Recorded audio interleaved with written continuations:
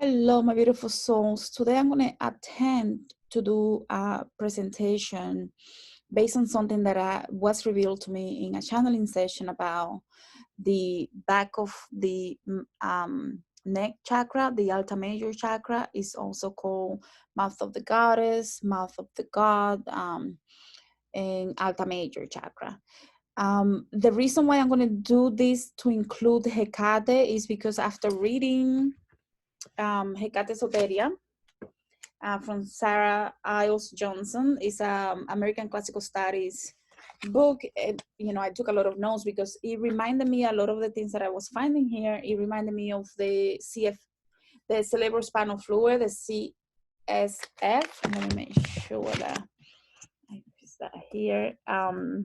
And I'm just going to ask you to be patient because it's a lot of information, but I really think it's necessary for us to go through this and like really appreciate the clues that we can find in different books if we're really looking for the clues.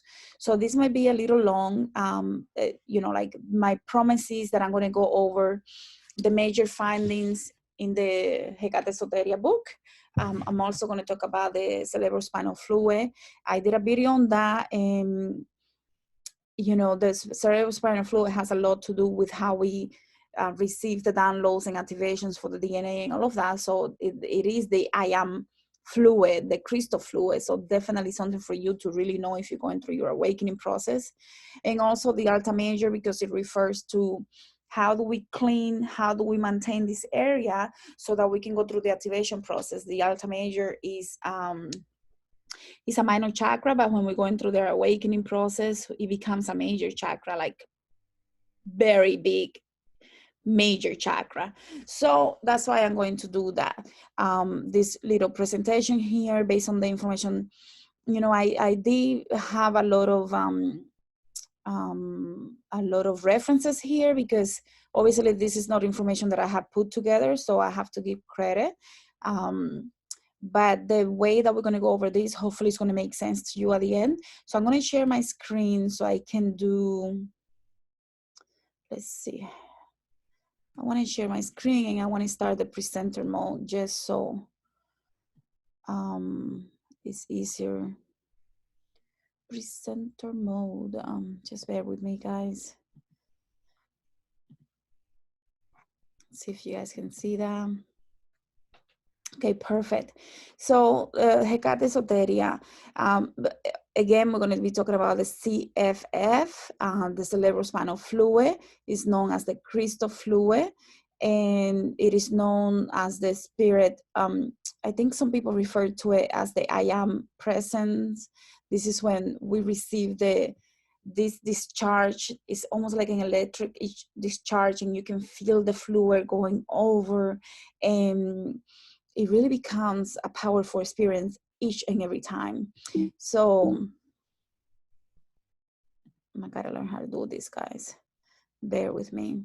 So again, we're going to talk about the Alta Major, and also I'm going to talk about a little bit about how is this related to the CFF, the Alta Major, the Kabbalah tree, and the Lyamis and issue from Ifa. I like to link things up so it makes sense for any one of us that are in any of those spiritual practices or that are researching or just trying to understand things from a different perspective. So we know that Hecate is the patron of the witches. She's very associated with the moon energy, and she is the key holder. She is in charge of the demons. The demons in ancient time, they were not just evil like we know now. When we think of the demons now, the demons, before it was called the demons, and when we know what we know about the demons is that they were half humans, half divinities. So it's important for us to make that clear the differentiation, just so we are on the same page, you know what I mean? So let me go back to sharing this screen. Oh my goodness, I should really know how to do this by now. So the Alta Major is a minor chakra, but when we're going through the spiritual awakening, it becomes a major chakra that we really need to be aware of in order for us to understand the different symptoms and in order for us to speed up the process of the ascension, the awakening, and the ascension process. I wanted to share this. This is from the universallifetools.com. This is the Alta Major right here in the back. It's not in the front, it is in the back.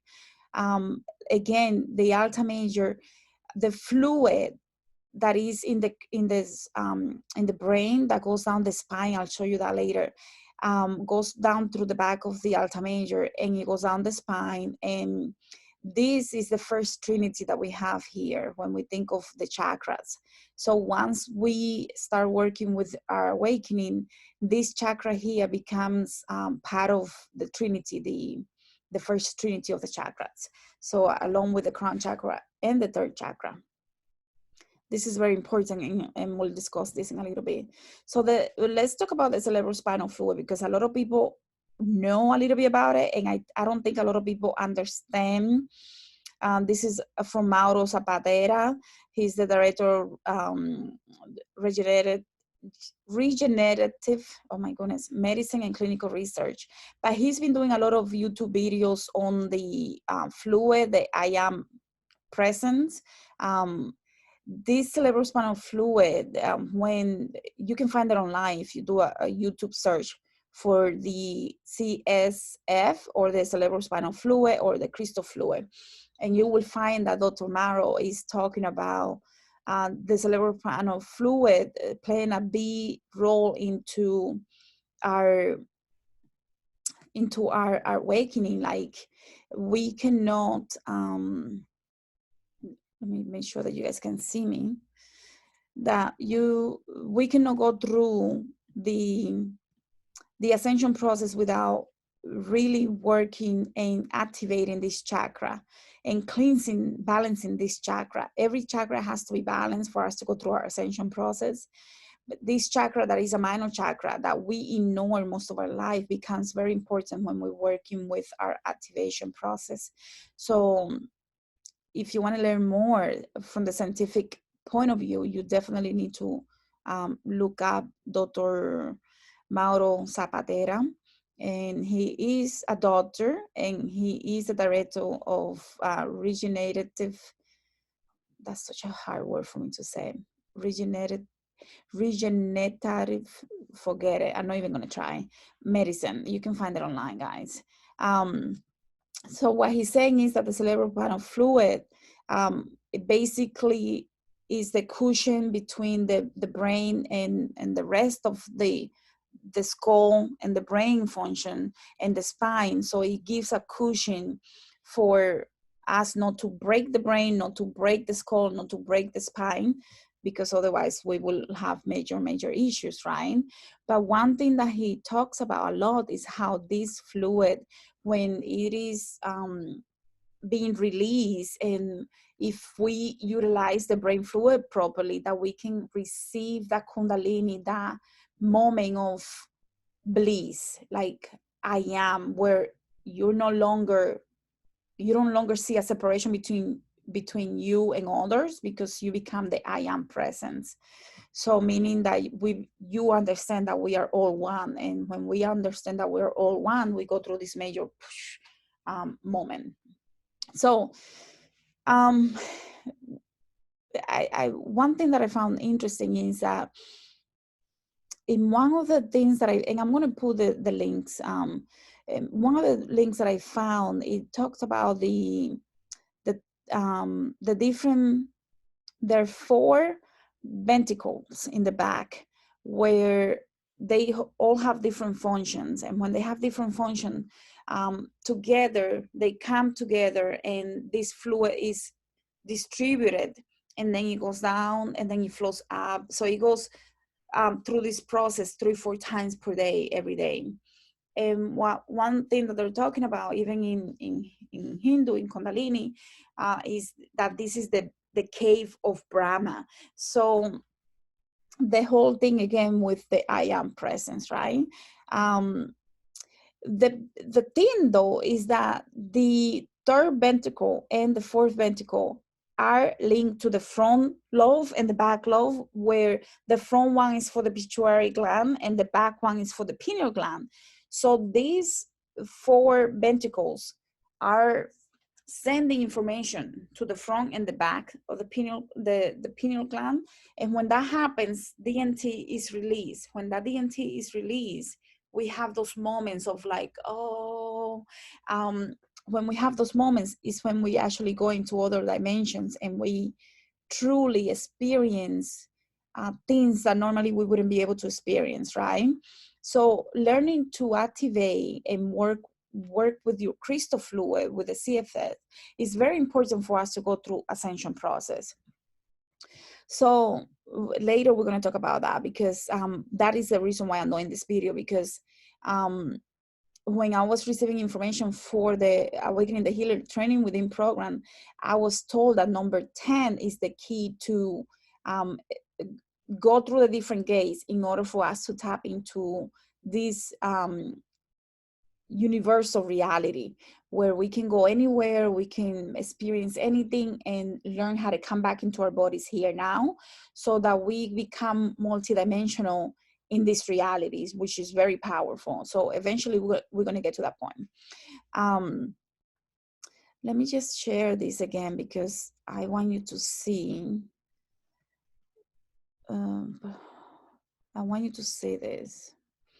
The fluid, the CSF is, again, is bordered by the pituitary gland in the front and the pineal gland in the back. So when this happens, it releases the fluid, and that's what is called the crystal palace, because even when I'm going through my own distribution of the CFS, especially when I'm getting a lot of downloads in aha moments, and that fluid releases into my brain, and it's like, oh my goodness, I know something crazy is happening. I always see it and feel it as a crystalline fluid. Like I know it's like, I don't know how, I just know that it's a crystalline fluid. So I thought that this was interesting that they call it the crystal palace. I didn't know that before.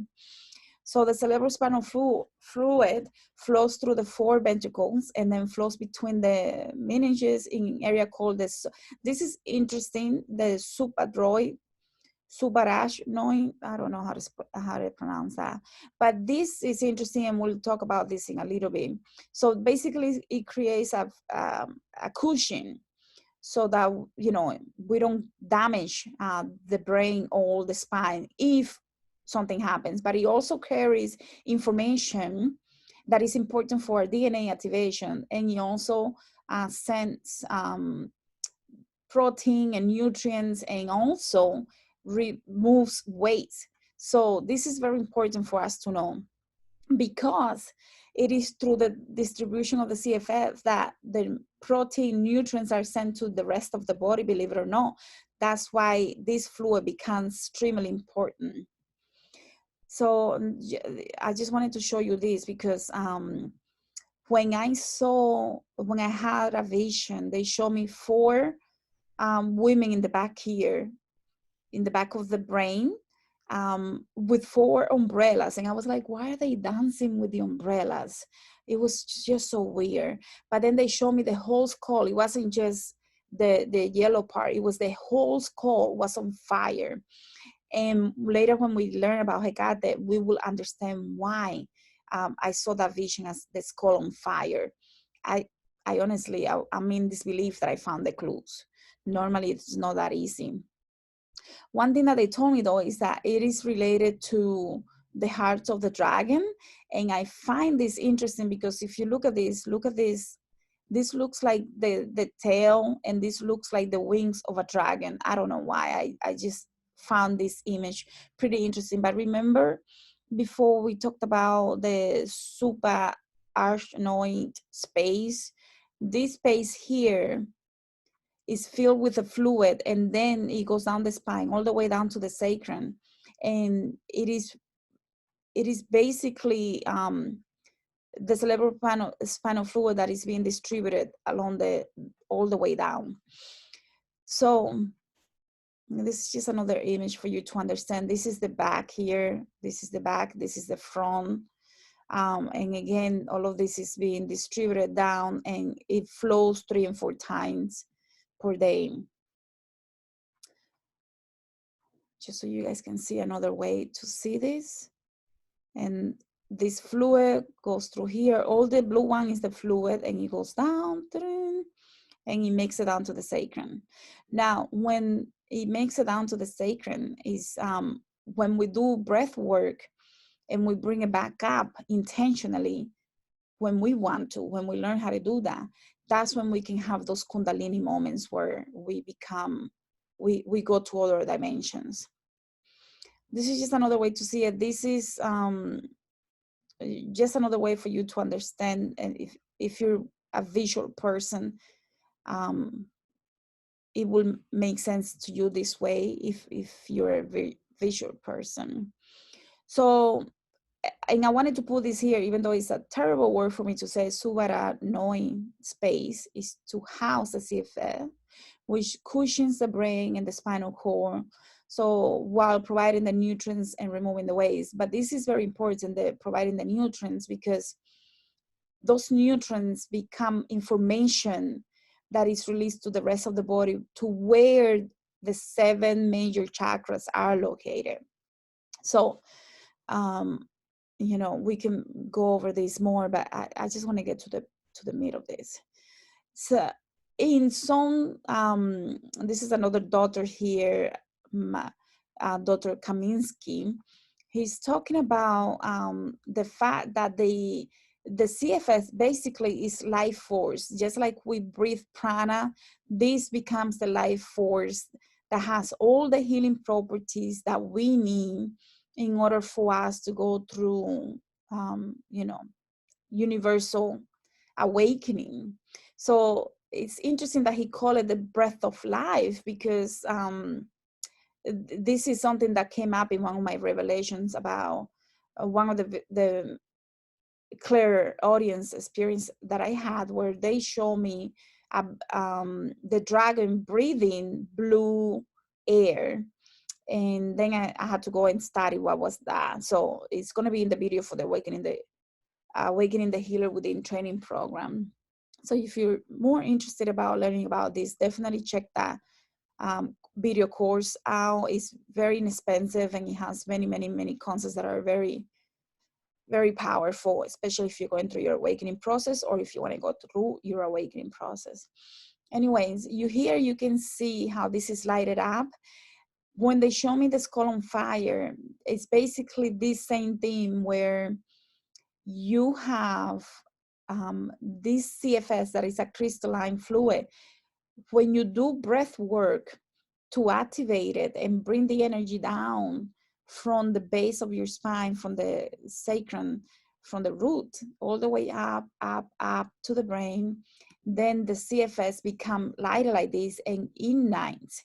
It creates electricity that sends information to the rest of your brain. And now it says to the pituitary gland and the pineal gland, we are awakening. So it becomes that moment of bliss, of where you go to different dimension and experience the reality, the real thing. Like this is the matrix that becomes so much real, because you know it, like you know it is so much real than this reality. So I don't even know why I wanted to. Yeah, I thought this was interesting because you know, all of this thing is actually, even if you study, if you want to study this further, you know, and get the clues like I did, you definitely meditate and like do your own research. I'm just sharing with you my perspective. You know, like this is my perspective, my way of seeing things. Doesn't mean that is the only way. I don't know. Yeah, I did put this here because I found this interesting. If you go into some of the ancient Egyptian books, you're going to find that when they refer to some of the mothers, the great mothers of ancient Egypt, they also have this tendency to code information and that we have to decode. And when they talk about the house of Horus and what it means and all of that, it's funny that they said the man is born, so it was said not only of a human mother, but of the moon. And this is very significant because later we will learn more about the whole moon with Hecate and like even the Lyamis. And what does it mean? Are they the gatekeepers? Like we need to ask ourselves these questions. Are they the gatekeepers of the back of the mouth chakra, the back of the neck chakra? Because this has a lot of information, if we want to decode this. And it also says, from which the spirit of a man descended into the womb of the physical mother. I just find this completely amazing. So this sphere was the womb of Hathor. The fluidity of this round was life-giving, and it was the milk of the wow. When the human being was born and the physical body was formed, it was known to contain this life-giving element in all fluids of the body. Every process of nutrition and metabolism was concerned with the inner life-giving milk. Yeah. Is it the milk in the cosmic womb, that what we call the solar plexus, or is it the brain womb, which is the universal womb, which is where the the CFS is? I don't know. See here, I put this here because if a man could set his consciousness free from the attraction of the body by initiation, he could enter again into his mother's womb, that is, into the womb of Hathor, and be born not into the earthly realm, but into the spiritual one. So here we get another clue that they're talking about the cosmic womb that is actually in the brain, which is actually the CSF, which is the Christo Fluid that we've been talking about, the Cerebro-Spinal Fluid. This is I thought this was pretty cool, because now we want to talk about the Alta Major. The Alta Major holds this head, the skull, the face, right? And it is called the Alta Major because, remember the god Atlas? He was holding the whole planet on his shoulder. Well, it is here that this bone holds, it's like a clavicula. It holds the head, the crane, the skull.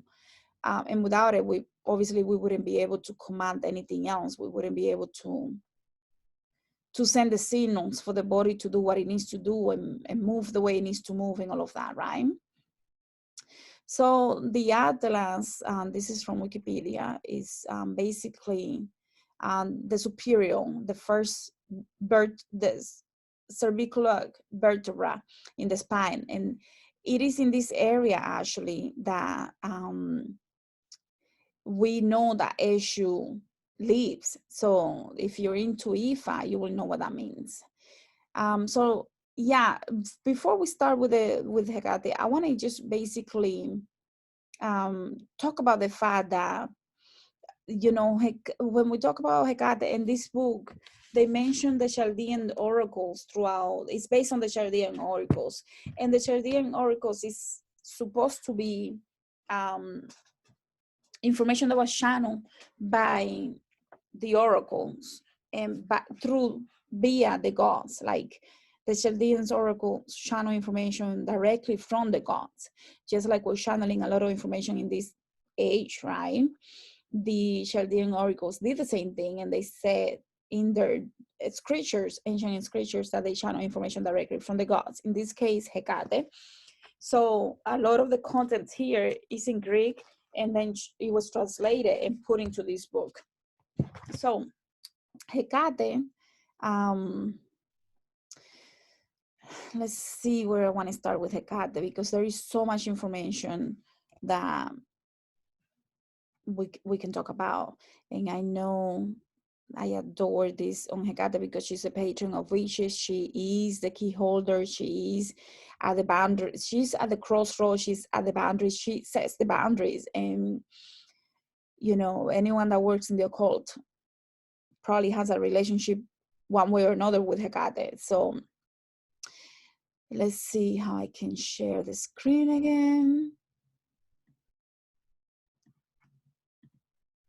Okay, what happened to my screen? I don't know, can you guys see my screen? Oh boy. Okay, here we go. So, Hecate. I wanted to start here because in the Chaldean system, they talk a lot about the sensible and the intelligible realms. And when they talk about this, they're talking about the visible and the invisible. And this is very important because in this, the intelligent one is the physical one, and the sensible one is the one that is unseen. So this is very important for us to make this separation of what they are. Here they talk about how Hecate plays a dual role of boundaries and she basically decides the demons, how they do they do good or they do bad? Do they enforce if something is done wrong, or do they do good because somebody has done the right thing, I guess? So she is the one that decides. In this case, the indivisible, the unchanging, and the visible, the physical. So there are different ways that they talk about this. And if you grab this book, definitely, if you're really into Hecate, I will definitely recommend for you to grab this book. But here, what they're also talking about is how she is the one that basically is allowing access to the demons and the disembodied humans that have transitioned from this 3D reality to the next. And she's the one at the boundaries. She's the one that sits between both rounds in order for her to, and she holds the keys in order for her to be able to do this. So she can be everywhere at any time. And this is important because later we will see how that's similar to the Lyamis in Ifa, how the Lyamis can be at any dimension, at any time, at any moment. So I just find that completely fascinating because, I mean, seriously, isn't that just interesting that she can be anywhere at any time? So she is directly on the crossroads. Sometimes she's associated with Papale Bag, Eshua Lebara, or Papale Ba. I just find that she has this triad situation going on with the moon and the different phases of the moon. But later on, when we understand the moon and what it represents, we'll see that the moon is talking about wisdom. It's talking about how the great mothers, even the dark mothers that we know of, are associated with the moon because of the wisdom that they carry. So I just find this completely fascinating, guys. When we talk about, let me see here. In here, I put this here because of the reference here to the planetary spheres and all of that. But also, when we think about this, let me just see if I put my other comment here, because I don't want to give you the wrong information. This is the same concept. If you read this here, this is talking about the soul ascending and then descending. So this is the same thing that we know now about reincarnation and the whole, even in quantum healing, we know that we are born, we transition, and we then get assigned to another experience. So we come back and reascend. You see here, reascend. So that's that concept there. When we think about, though, what that means is that we really come here to experience different things, right? Like we come here to experience different things. So she is the goddess concerned with the crossing of boundaries, because at the same time, depending on how well you behave, it could be something that you need to pay for, or it could be something that you just get to move on to the next level, let's say, for simplicity's sake. In page 23, when you read this, they're talking about Hecate becoming like the mentor to Persephone on the physical journey to go to Hades and back. And I find that fascinating because basically this is the same thing that happens with the with the crystal, with the cerebrospinal fluid. So here she's taking Persephone to travel to the underworld, to Hades, and then she takes her back. So she descend and return, just like the crystal spinal fluid that goes through is different cycles, right? Even every day, it goes through the different cycles. So it's the ego death. When we go through the cerebrospinal fluid, we have the opportunity to do the Kundalini process in order for us to have that ego death that we all want, right? Like, if you think about it, what this is saying is, let's see if you can see me now. I don't know if you can see me now. I'm learning to use Zoom, so you gotta please be patient with me. So when we think about this, what we're saying is, we can go through ego death every time, because every time that we have that moment when we have that bliss and when we have that I am presence, we are no longer separate from anything else. We realize our unity. So therefore, that is ego death. That is an ego death, right? So let me just see. Let me move on. So here we're talking about Hecate being the gatekeeper and having the keys, right? And these keys, even if you think about the back of the neck chakra, is also referring to the back of back of the neck chakra being a gate, this gateway that we need to work with in order for us to go through and open the keys in order for us to go through our ascension process. Let's see. This is page 30, and here we're talking about she's being, the passage described, in this passage with Plutarch, it is described as Hecate being the moon, marking the boundaries between the sensible and the intelligible realms. So she is this life-giving principle in the same way as the cosmic soul was the transmitter of the ideas. So this is the cosmic womb. This is the CSF, guys. It is the same thing. I really recommend you to grab the book if you really want to learn more about this. Here, this thing here reminded me of the Lyamis and the whole moon situation again, because here we're talking about Hecate, the goddess of birth and the goddess of death, and she takes the souls across the different boundaries, this dimension and the next. And when she does that, if depending on their actions, they could be in limbo, depending on how well they behave.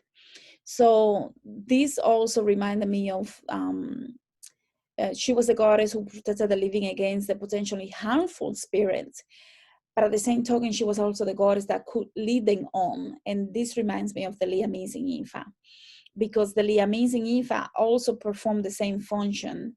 And they are known as the great mothers in Yoruba and on the other nearby places in that part of the planet. Same concept of the great mothers associated with the moon, associated with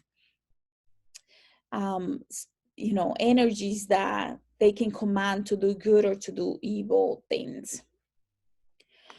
Again, here we're talking about Hecate being related to the moon, and being the moon in the proper element, talking about the ego death and how the person, let me read this to you. Assuming this resolution of souls into the moon occurs when the mind is released from the soul. So the mind released from the soul, when eventually the sun sows new minds in the moon creates new souls and sow them in the earth, which furnishes the body. This is incarnation, reincarnation, and ego death all at the same time. This is interesting. The number 12 here in this paragraph in page 39 reminds me of the CFS too, because it takes 12 hours for a full cycle of the CFS to go through this process, right? So I just thought that this was interesting because of that. And the fact that they also mention the number 12, and later we'll see that they also mention the number 10. So Hecate has the key to Cerberus. She's the ruler of Tartarus, of the Lady of Tartarus. She's at the gate. And when they refer to her about the infernal key, the book make a reference to the four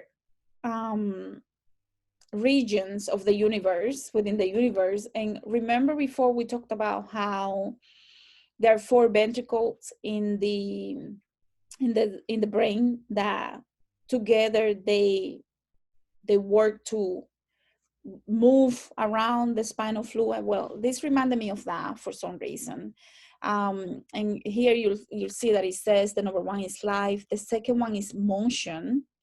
So you have to have life, but you also have to be able to have motion. And then you have to be able to be, number 3 is birth, and 4 is decay. The first is linked to the second by unity at the invisible celestial sphere. Second to the third by the mind and the sun. So the sun, we're talking about the creator, right?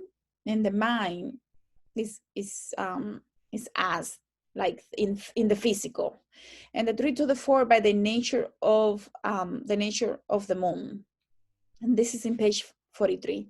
And what this is talking about is, in order for you to really understand this decay is talking about reincarnation here now before you die, like the ego death. In my opinion, this is what it's talking about, where you're born, you do things, but then you have to go through your rebirth by learning to let go of the ego and become new in this physical plane in the same body, but with a higher awareness, if that makes any sense. I hope it does.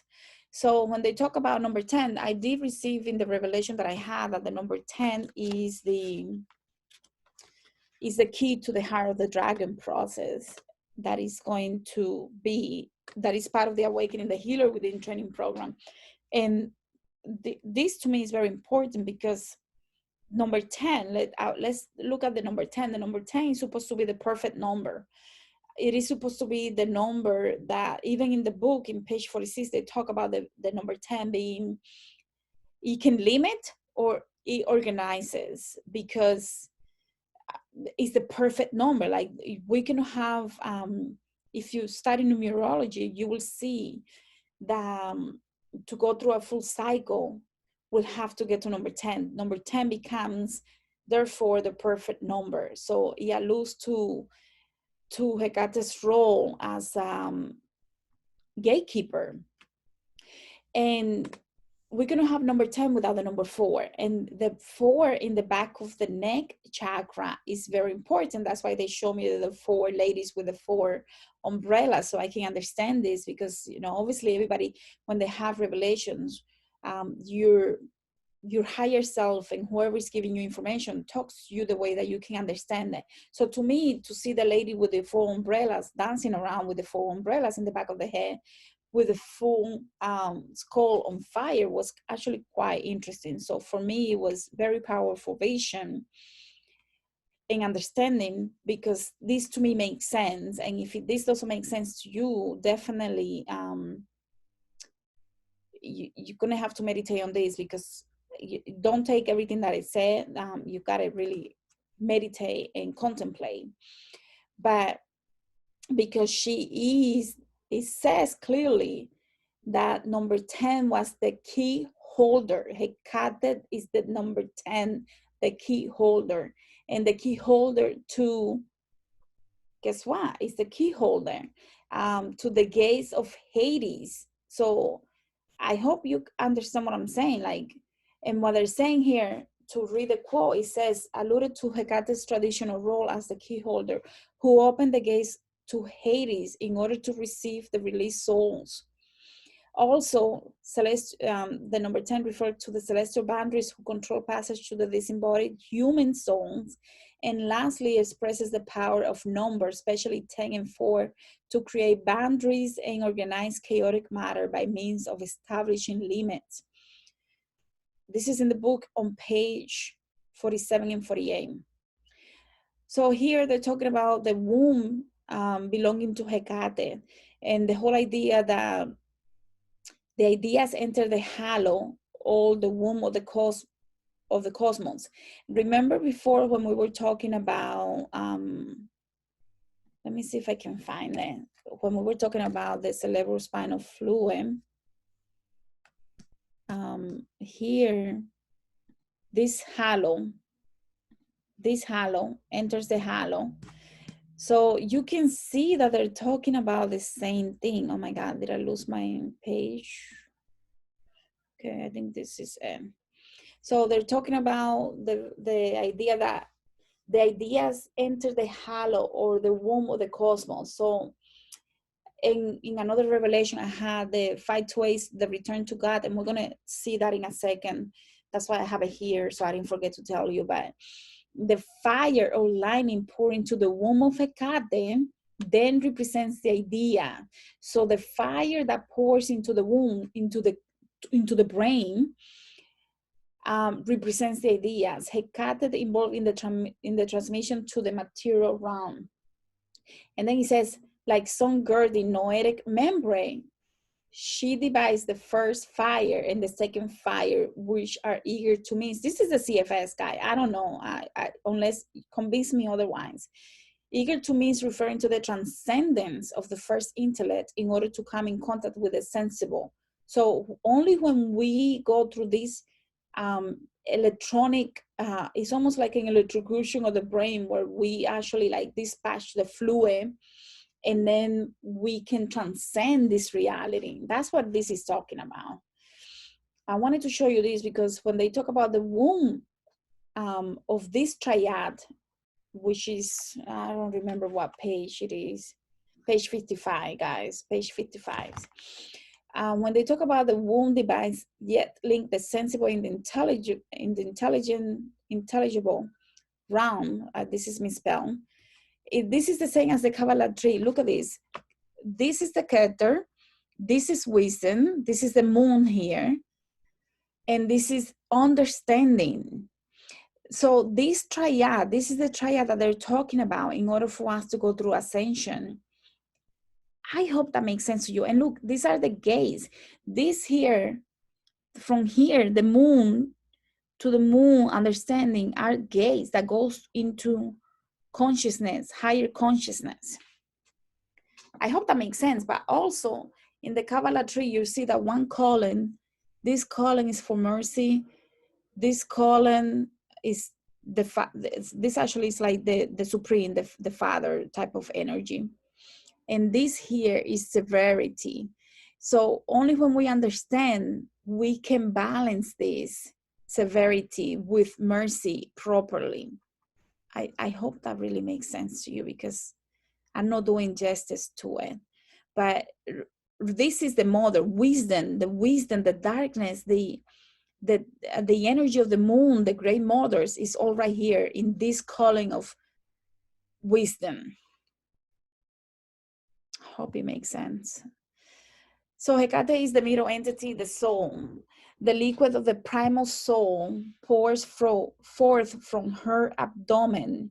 She herself is the primal or cosmic soul. That's on page 63. And they're not talking about the CSF, but I know this is related to the cerebro-spinal fluid. Also on page 64, it says the soul, being a brilliant fire by the power of the Father, remains immortal and is the mistress of life and holds the plenitude of the full womb of the cosmos. I mean, I don't know how else to say it. Like I honestly can see that this is talking about the cerebrospinal fluid. So the 10, I put all of this here because the 10 key holder, in page 84, they're talking about the flower of your mind. And when we get the CSF to activate and we get the lightning and we release all of that, we actually activate DNA. And DNA is has like the flower of life within it, so that it can activate DNA strands. So the number 10 here, it says, I am one of the worms. And this is from, I think I have a source somewhere down in later in the document, but this is basically talking about the eye of the pineal, the third eye, the pineal gland. It's talking about how it's basically like a story talking about really how the number 10 is the completeness, the totality, the perfection, and is the key to opening the pineal gland. So I'm not going to read all of this because it's too much, but it's basically talking about opening the key opens the gate only when we open the heart. And when we open the heart, then we can open the gate to go through and activate the pineal gland. So part of the pineal gland to open it properly requires for you to open the heart energy center properly. Right here, he also talks about duality, the Tuat. In Horus, the son repeated to me that his father Osiris, super soul, has said unto him in the years past, on the day of his burial, given though activation of the pineal gland, and so and so. Again, like when we activate the pineal gland, when we activate the third eye, then we can understand and really appreciate and really balance this duality. And once we do that, we can no longer be in fear, so we become very powerful. And this is all talking about the Phoenix rising. And if you really want to learn more about this, you're going to definitely just check out the Awakening the Healer Within training program, because this is too much for me to put on a YouTube video, but you'll definitely understand what I'm saying. When we go through some people think that the Phoenix rising is only for the Scorpion people, the Scorpion zodiac, but the Phoenix rising is really for all of us, for anyone. And the Phoenix rising, in a lot of the scriptures that I go through in order for me to explain further, for the Awakening the Healer Within training program, it will make sense to you clearly why I say that the Phoenix rising is accessible. It's something that needs to be done for all of us that are going through full awakening process, because it is the process that basically makes you transcend this human experience. And this information was from the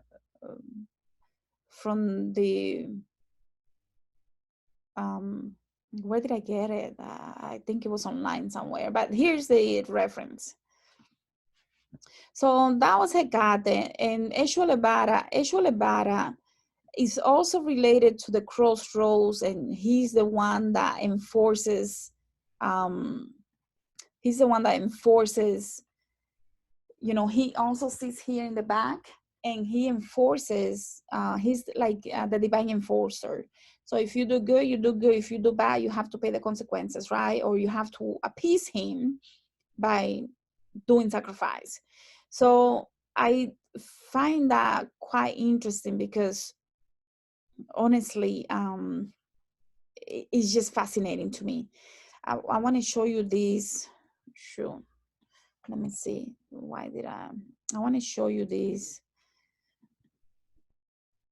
so you can appreciate this slide more when I put it bigger like this. Again, this is the crown, the consciousness, the access to the consciousness, higher consciousness, transcendence. This is the moon, and this is understanding.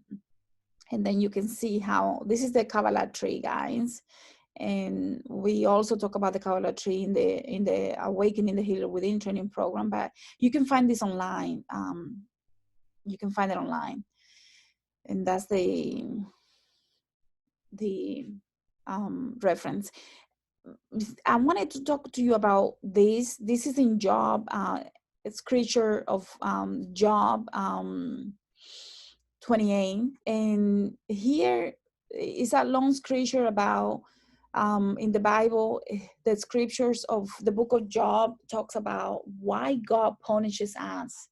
Why is it needed to punish us? And I think that's a huge hint here, because if you really understand and decode this, you'll see that it says, this is the English translation, the what is it, the new translation, but it's, and I'll show you the original one too. And he said to the human race, the fear of the Lord, that is wisdom, and to shun evil is understanding. But did we just see let me go back there so you can see it.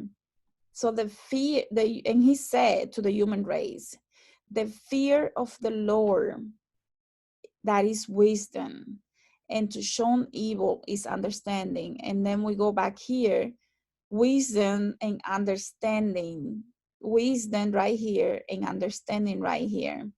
So to shun evil is understanding right here. So how do we shun wisdom? Let's get to that point.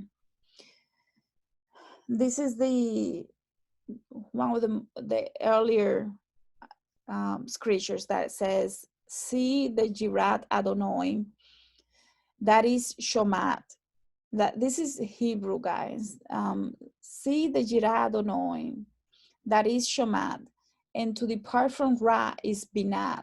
To depart from fear is understanding. Binah means understanding. And it is the third sephira of the Kabbalistic trick. So we saw it right here, guys. This is Binah right here. When we see this, what we're also saying is that what they're saying is that the Jirat Adonai is a form of devotion, of consciousness, of sacredness. So the sacredness, the devotion, the reverence, the awe of God, which is us, awakening to the God within us, right? And this is my opinion, but I think you'll find a lot of people are saying the same thing. So this consciousness of sacredness of who we are yields wisdom. Shoma yields wisdom, and it is the result of practicing the presence of the Lord in a daily life. This is one of the this is a quote from another person, but what he's saying here is that to shun evil is understanding. So when we understand and we balance our habits, our behavior, our thoughts, our actions, then we can understand and we can go through consciousness, rising consciousness. Fear, and I translated into Hebrew to get the gematria, is 11. So, which is the master number 11, and as we know, is one of the most spiritual number, but it also represents balance of the positive and the negative energies, understanding the balance between heaven and hell. So to shun evil is understanding. But look at this. And he said to the human race, the fear of the Lord. This is a code right here. I believe this fear is a code, and this code is this: the balance of the positive and the negative energies, understanding the balance between heaven and hell. When we think about what this means, I just find this completely crazy, because fear, it gives us a gematria of 92. When I bring it down to the base, is 11. That 11 also in the Hebrew alphabet refers to the Keser, which is a level beyond intellect. So it's talking about the crown, but the crown that is placed above the head. So it's a higher chakra that is a place above the head, that give us a higher understanding. It's greater than intellect. So it's talking about razón. In Spanish, we also call it razón. And this talk about the desire to understand the unseen, to understand the sensible that we talked about with Hecate. But also, if we go even further and we look at the 11th letter in the Hebrew alphabet, we find that the 11th letter has a gematria of 20, which in Hebrew alphabet, the 20th letter refers to the symbolic of choosing greatness or degradation. So it is up to you, this balance between heaven and hell is up to you. That's what I came to understand. So when I think of this, what is the fear that they talk about? What is this, you know, when they talk about this fear in let me go back here so we can go back to the beginning. The fear of the Lord, that is wisdom, and to shun evil is understanding. The fear, this fear, it is right here in the fifth, this is the fifth one, in the fifth column, and it's a pillar, the pillar between kindness and discipline. So what are they saying is that only in order for us to get here, not only do we have to understand this balance between kindness and discipline, we have to really, it's almost like we have to analyze and we have to understand things that are beyond what we can see with our own eyes. I don't know if that makes any sense to you, or if I'm just completely going crazy.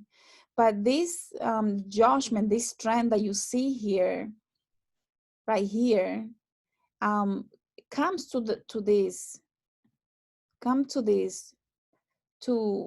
is judgment, is strength, is fear. It's known as rigor, severity, strength, or fear. It has all these names for a reason.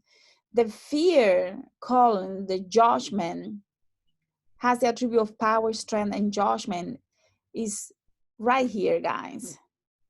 The Jeruba. And if we go back to the part from Ra is Binah. So if we go back to this, what we're saying is, in order, this is number 10, and then, you know, we have this this is 1, 2, 3, and so on, 4, 5, and 6, 7, 8, 9, and 10. So what we're learning here is that the Jeruba, the Jeruba has this discipline associated with it, but look, they're directly associated too. So they have like this interconnection with them, that if you're not careful and you don't bring this wisdom and this kindness, you go too far to the left. Oops. So we really need to understand this in order for us to understand what the heck are we really trying to understand, you know what I mean? Because Jehovah can be a source of harshness, chaos, and evil. But if it's in balance, it can become something where we have discipline and self-restraint that we need in order for us to have a successful life here in this 3D reality. So the balance, it becomes very important. But also this has to do with the shadow aspects. And, you know, if we really want to talk about the shadow aspect, I think we can spend another hour here. So I'll try to go over this very quickly. But the shadow aspects that we're talking about with this strength, vigor, and rigor, we also have to balance with kindness and mercy, because otherwise we will go too far, too crazy. To shun evil is understanding, translated to Hebrew, give us a gematria of 1144, and that's number 10. And remember, the 10 is the number that I received before, that is the key to opening and going through the heart of the dragon. And the number 10 in Hebrew is the invisible power, is the hand, is his name. So in the revelation that I received for the energy of the heart of the dragon, is they told me number 10 is the heart of the dragon. So this gematria here was a huge clue to me that I was on the right page, because you know, number 10 makes perfect souls. Even if you go into the Bible and the Hebrew Bible and all of that, you'll see that the number 10 is the perfect number. Like there was I think it was it Abraham or one of those creatures that they were talking about, how this woman didn't have kids and she wanted to have kids, and she said, Lord, give me a child and I promise to basically have him honor you forever. And they talk about the number 10 as well. Like, I just think that this is crazy. So who make perfect souls 10 to enter into the house of Osiris, make you the well-instructed soul of Osiris, the scribe Ani, whose word is true, to enter in and to be with you is the house of Osiris. Let him hear even as you hear. Let him have sight even as you have sight. Let him stand as you stand. Let him take the sea even as you take your sea. This is you becoming when you come into this power, you do no longer get afraid of anything because you understand your own divinity.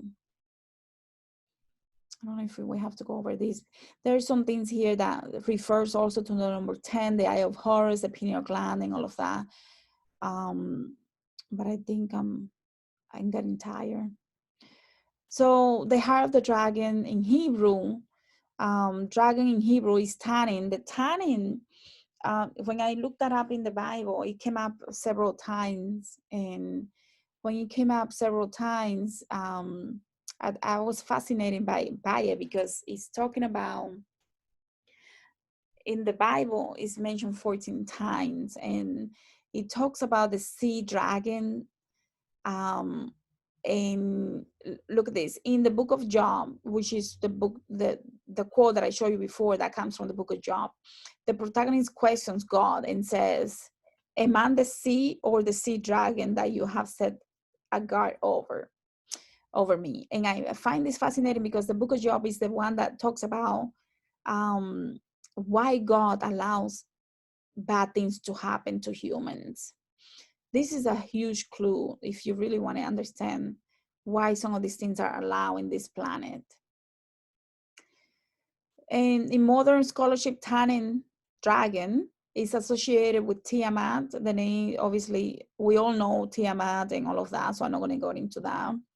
And this is the snake, you know, and in some places it's a dragon. So but this is more information that I found, but I think I'm just getting to the point that I'm tired.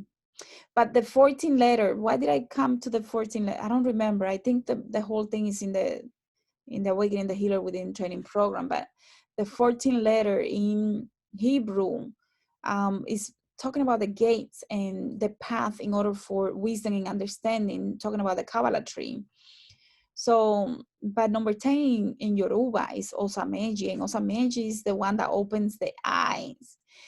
Again, we're talking about the pineal gland. Isn't that interesting that two different, I mean, it's really that interesting, because we know that there is a correlation between the Jews and Yoruba, even though a lot of people might not want to see it that way. That's how I see it based on my understanding. So in Yoruba, 10 is that Odu that talks about opening of the third eyes, opening of the eyes, opening of the third eye. And it's a very spiritual number. It talks about great force of nature. And it talks about, I think this is the time where the Lyamis are born. These signs talk about the ears, the nostril, the eyes, the arms, and the legs. This is the Odu that has a faculty to call all the other spirits of the Odus on Ifa to consult and to be able to mount a human.